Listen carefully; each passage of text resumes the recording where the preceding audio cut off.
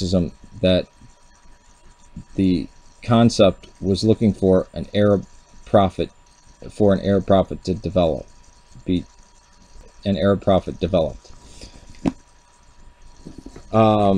First of all, when there were no Arabs, when Arabs weren't in North Africa was Latin speaking. And you had Carthage there, which was a Greco-Roman city, and most people there would be of Greco-Roman Hispanic descent. There were Berber tribes, but they wouldn't look like the Berbers of today. Now, there was a different type of Christianity in North Africa at the time. See, the pagans that sacked Rome, the Visigoths, they were a Germanic tribe. It was a mix of paganism and Arian Christianity, you know, the type of Christianity that didn't believe Jesus was one with the Father, didn't believe that he was, you know, God. Well, they swung around, they took the Iberian Peninsula, and a group called the Vandals, where we get vandalism from, was racing across North Africa to kill Augustine of Hippo, because he was a symbol of this, you know, Trinitarian Christianity that believed, you know, the Trinity that we do today. They would have used the word, they may have used the word Trinity, but it wasn't, Christ wasn't one with the Father, like when we say Trinity, you know. So they were racing across North Africa to kill him. So you had Greco-Italic people in North Africa speaking Latin, and Germanic people, Germans, blonde hair, blue eyes. And even in Egypt, there were, I don't want to say there were no Arabs. There might have been a handful of them, but North Africa was Latin speaking. And why would, and it says that the Pope wanted to take Jerusalem, that the Pope wanted to develop this Arab prophet or whatever to take Jerusalem.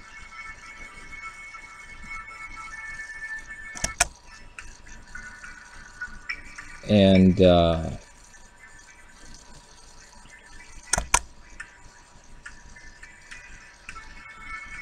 oh, here it is. The Vatican desperately wanted Jerusalem because of its religious significance, but it was blocked by the Jews. Well, see, before the Roman Empire became Christian and before the Western Roman Empire fell, in 135 AD, there was a guy named Shimon Bar Kokhba, who started a revolt. In 135 AD, that revolt, or he started at 132. In 135, that revolt was crushed, and all the Jews were expelled from Jerusalem. There were no Jews in they weren't allowed in Palestine. Not just Jerusalem, but Palestine. They were gone, pushed out. That's why they were in Babylon, the Babylonian Talmud. Some of them went to Rome. They could go anywhere, but they could not be in Palestine. You know who held total control of Jerusalem? It was the Christians. Christians held Jerusalem at the time of Augustine. Jerusalem was one of the 5 holy sees. Rome, Constantinople, Alexandria, Antioch, and Jerusalem. And the Arabs were Christians. Arabs were Christians. In the very south, there were Jews, like in Yemen. And there were pagans here and there that was outside of the empire. But all of Palestine, Syria, Egypt, that was all Roman. It was Greek-speaking, Byzantine, Greek-speaking. It was Christian. So the Pope could have gone to Jerusalem at any point. And the Jews, since they helped persecute the Christians, and under Julian the Apostate tried to help the Jews rebuild the temple, but it caught on fire. And the Jews said, nope, we're never going to rebuild. We're not going to rebuild the temple until Mashiach comes, until the Messiah comes. We're not even going to set foot up there. So what Jews were blocking the way when this was a main, this never fell. I mean, the Western Empire fell, parts of Italy fell, but this was smack dab in the middle of the Byzantine Empire, the most powerful empire at the time. What Jews? When Jews had power? Now, the Jews were in Persia under the Zoroastrians. They were in the Parthian Empire. But who was in the Vatican? Said the Vatican was built on the temple thing. The Vatican was outside of Rome. It was a trash heap where they just, that's where the Christians, I mean, could dig into the rock and bury their dead and hold their services. That's what became the Vatican. It's actually outside of Rome. And Arabic didn't exist at this time. The time of Augustine. The Vatican desperately wanted Jerusalem. Well, the East and West hadn't split yet. There was no Great Schism. That wasn't until 1054. So, endtimes777, you're not even... I mean, the funny thing is when it talks about and Rome persecuted the true Christians, it shows the Inquisition, the Crusades. The Crusades were fighting Muslims. Yeah, they did sack Constantinople. And the Inquisition was from the Reconquista of taking the Iberian Peninsula away from the Muslims.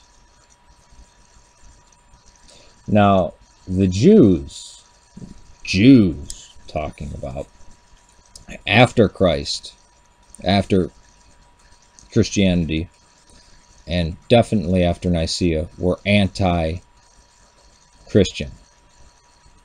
And in the Talmud, they speak about Christ in very negative ways. In fact, the reason why they weren't allowed in Palestine even after Rome had become Christianized is because the Jews would rise up and slaughter Christians left and right. There's an account of their uprising. In fact, just before the rise of Islam in Najran, a Jew by the name of Yusuf surrounded a city, sieged the city, said, we just want to take the city, gave the women and children and old, elderly safe passage. So they opened up the gates, and Yusuf went in and slaughtered every man, woman, child, infant, and elderly person. And this was a Christian city. They had uprisings of Samaritans and Jews, and sometimes they had battles with the Persian Empire. But Jerusalem was never not under control of Christendom. And the Byzantines held Rome. I mean, Rome was a backwater. It had no power. All five patriarchates were equal. The Bishop of Jerusalem had of the same height or class or status as the Bishop of Rome. The Bishop of Rome, they said, you're premier in honor, that's fine. In fact, Constantine, as soon as he had the empire become Christian, he moved the capital to a place that didn't have right on the Bosporus in Anatolia, because Rome was too paganized. There's pagan statues everywhere. And guess what? They said, oh, in this video it says they just turned statues of Jupiter into St. Peter. Three-dimensional statues weren't allowed. They were icons like that. And we see those in the catacombs of Rome when the Christians were being slaughtered by the pagan Romans. Constantine moved his city, moved the capital. This pissed off the Pope. The Pope didn't like Constantine at the time. And there were many different popes. In fact, the term Pope was first used in Alexandria. So Antioch, Damascus, Jerusalem, Oh, and it also says in here that the second holiest site to the Muslims is Jerusalem. It's not, it's Medina. It's, well, specifically Kaaba in Mecca, then Medina, then Jerusalem. So, I mean, 10 minutes into a video that's an hour and a half long, because it's divided up in 3 parts. This is about 25 minutes long. There's 2 more parts, so about at least an hour long, maybe hour and a half.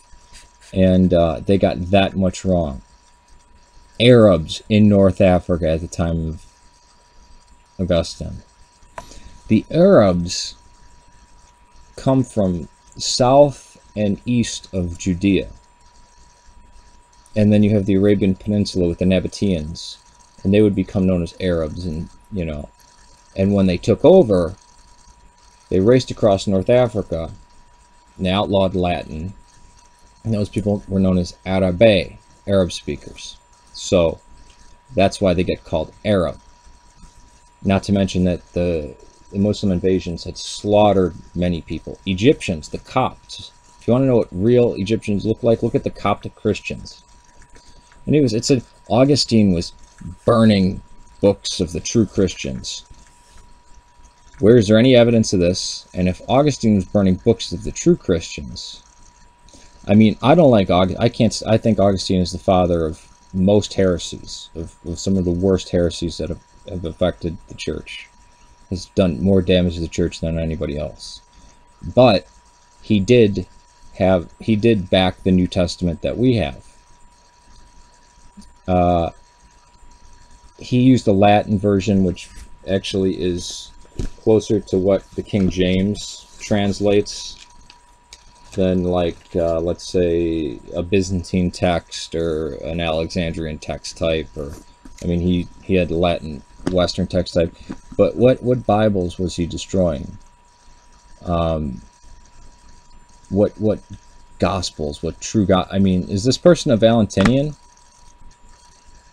Are they for, you know, do they deny the virgin birth? Do they deny that Jesus had a flesh body, a physical body? Do they believe, I mean, what the hell? What the hell? The Arabs weren't in North Africa, and in fact, they were Christians and Jews. There were still some pagans, but they were outside of the Roman Empire, of the Byzantine Empire. Palestine, Jerusalem was totally Christian. To be in Jerusalem, you had to be a Christian.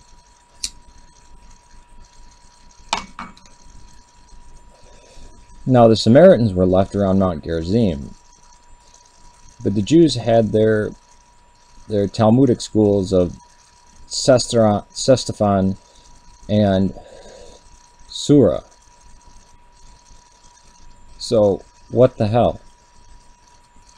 This person made this thing. Did the Vatican create Islam? And they don't know their ass from a hole in their eye. It's almost like they're getting their information from, like, Jack Chick or something. And get this, at the beginning they claim 2 Roman Catholics came out and told them this. So you're trusting the evil, what you call the evil whore of Babylon that lies and created Islam and created all these evil things. And you're trusting 2 of their representatives.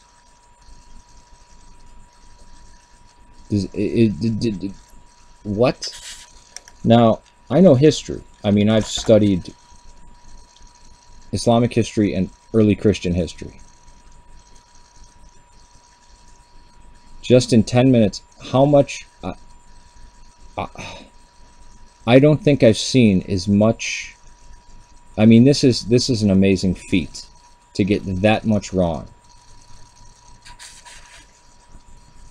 I guess I'll have to upload this on my old channel, because I can't even put this on my...